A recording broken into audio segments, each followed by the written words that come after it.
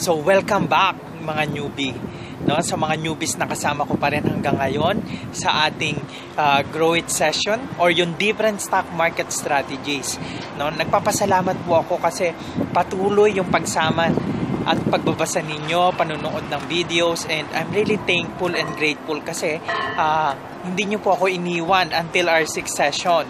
No, sa 6th session po, sa susunod na session natin, yun yung dividend live. Okay? For the moment, ang kailangan ko pong i-discuss sa inyo is yung different stock market strategies. Ano ba talaga yung different stock market strategies, no? Kasi ang dami-dami naman talagang pwedeng maging strategy sa stock market. Pero actually, the truth is, tatlo lang naman talaga ang stock market strategies. Yun yung short-term trading or day trading, position trading or yung mid-term trading, and then yung pangatlo, value investing or yun yung long-term investing. So, meron pong pagkakaiba ang trading at investing. Trading is, you don't look at the fundamentals of the company. What you are looking at is yung movement or patterns, historical cycle ng isang stocks. No? Then, kung ikaw naman ay isang fundamentals and naniniwala ka sa strategy ni Sir Warren Buffett, the number one investor, no, with the 24.3% consistent in the past 50 years growth ng funds niya. So, yun po yung long term or value investing. Ano ba talaga yung para sa iyo? No? Ano ba talaga yung para sa mga newbies? So, yung pong para sa iyo, yun yung para sa atin is value investing. Of course, once na nag-learn ka na sa value investing, you might wanna try day trading, no, short term. Pero I suggest at the time of your retirement na lang yon. Why? Kasi probably marami ka ng time to monitor your portfolio. At this moment, you enjoy muna yung journey mo sa value investing. Okay? So which is, yun yung talagang dapat gawin ng isang newbie, is value investing. Anong ibig sabihin? Ito yung sinasabi nila na buy and hold o buy and forget strategy. No? Ibig sabihin, yung isang stock is, in the long run, talaga namang mag-grow at mag-continuous yung earnings niya kasi yun naman talaga yung goal ng mga companies. Diba? So parang ikaw, hindi naman yung isang nung bata ka pa rin hanggang ngayon. Diba? So ibig sabihin, you are looking for growth. No? So ngayon, ano yung mga criteria ba na ginamit ni Sir Warren? No? So merong 5 criteria sa pagpili ng winning stocks na pwede mo talagang gamitin. Ano yung mga to? So una is yung unique products. Ano yung ibig sabihin ng unique products? Kailangan dominated na ng market yung company, yung product ng isang company. For example, Coca-Cola. Isa sa mga stock na napili ni Sir Warren yan. Na talaga namang totoo, dominated na niya ang drink industry. Kasi because of the recipe, may trademark, may copyright, hindi pwedeng i-copy. Yung taste nito, yung sweetness ng Coca-Cola, ang hirap tularan. So ibig sabihin, yung Coca-Cola is na-dominate na niya yung drink industry. Nandun din yung competitive advantage ng isang company. So, as Sir Warren, no, yung paraan niya ng pag-i-invest is through looking at unique products. So, ganun din yung sayo. Ano ba yung sa Pilipinas yung possible na isa sa mga may unique products? No? Siyempre, steep yung competition. Isang sample na lang is sa fast food business or sa food business, restaurant industry. Ano yon? Jollibee, Langhap Sarap. So, ibig sabihin, lahat ng mga bata, kids, matandaman o bata, ang unang hinahanap pag umuwi ng Pilipinas, ang isang OFW o yung anak niya, saan niya dadalhin? JFC, Jollibee Foods Corporation. So, bakit? Kasi naging parte na ito ng ating kultura. Ang JFC, kakaiba ang Chicken Joy at spaghetti niya. Nahahanap-hanapin mo. So, ngayon, yun yung isang company na pumasa sa unique products at competitive advantage. No? So, pangalawa is dividend yields. Anong ibig sabihin ng dividend yields? The company is continuously declaring dividends every year. Why? Kasi ito yung magpapatunay na the company is earning, no, continuously, no? Napapasaya niya yung mga stockholders niya. So, ano yung isa sa mga company na ganito? TEL, no? Okay, yung PLDT. Kasi every year, ang laki-laki ng dividends na ibinibigay nito. No? So, another criteria, pangatlong criteria na pwede mong gawin is management. Ano ibig sabihin? Yung CEO ng company.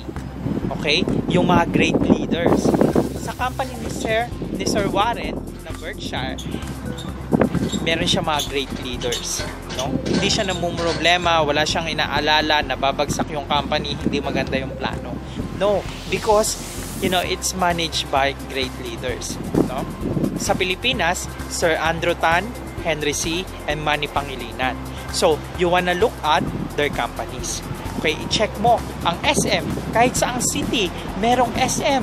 So, lahat ng mga Pinoy, laging shopping, especially ngayon, yung buying power ng mga Pinoy is talagang lumalaki because of OFW's remittances. So, another criteria na pwede mong pagbatayan din is yung increased earnings or company's valuation. So, ano yung increased earnings and company's valuation? Dito na papasok yung financial statements. No? Yung income statement ng company, cash flow statement, and balance sheet. No? Saan makikita to? Saan pa? Di sa PSE Edge. Pwede mo siyang i-check, no? Dun sa disclosure. Actually, quarterly earnings ng company is makikita mo sa PSE. Especially, no? Lahat ng kumpanya na listed, they disclose it. Meron silang disclosure. Kung bumaba ang earnings, tumaas ang earnings, compared sa last or previous years, then makikita mo, kailangan continuous earnings. Isa sa mga company ni Sir Warren, no, is Gillette. No? Bakit? Increased earnings. Patuloy yung pagkita ng kumpanya. Very wise din yung strategy. So, meron silang machine and then ang kailangan mo lang gawin, palitan yung blade. No? Hindi pwedeng gayanin. So, hindi ka pwedeng bumili ng ibang brand ng blade para gamitin, no? Sa kanila lang talaga. Gillette dapat yung brand. And another thing is yung market segment ng women. Pinasok nila din yon through their Venus Gillette. So, anong ibig sabihin? Yung potential and increased earnings ng company sa women or market segment na yon is napakaganda. Okay?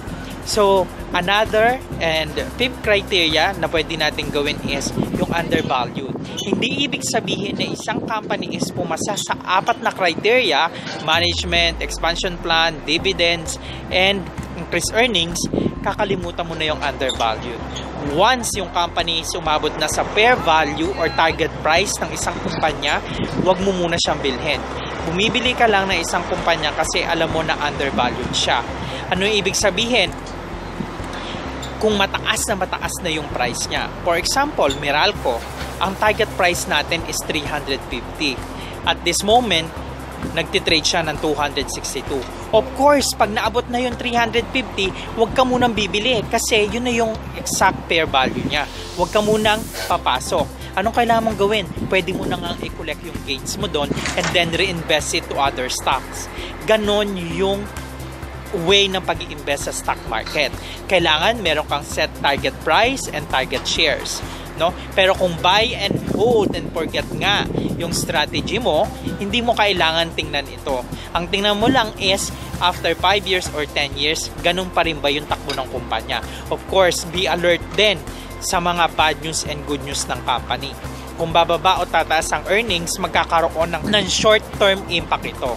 Kailangan i-check mo lagi kung ano yung news ng kumpanya.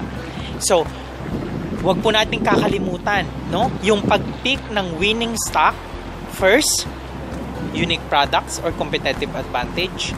Second, dividend yields, continuous declaration of dividends. Third, increased earnings. And fourth, management or expansion plans. And fifth, undervalued.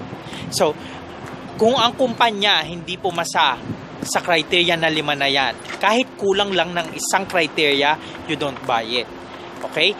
So, sa susunod pong mga lessons, no, i-recap lang po natin ito. And, you need to focus sa stocks for long term or for a retirement. So, I'm looking forward na you really grab it. No? Yung mga stocks na i-mention ko dun sa final lesson natin. Kasi, yun yung paraan para kumita ka sa stock market. So, ngayon po, nagpapasalamat ako kasi patuloy yung pag-aaral natin. Patuloy yung tagumpay. At nararamdaman ko po, ang dami-dami nyo nang na-learn. no? As we go along the way, naniniwala ako we can achieve financial freedom. We can achieve a lifestyle na free ka na talaga. Wala ka nang pinuproblema. Again, maraming salamat po sa suporta, and as your newbie mentor, I'm really happy. I'm looking forward to see you one day and to congratulate you that you achieve financial freedom. Continuous din po dapat ang study, no? Continuous and consistent din ang pag-i-invest mo habang nag-aaral ka. Hindi mo pwedeng isang tabi yung pag-aaral kasi life is a continuous learning.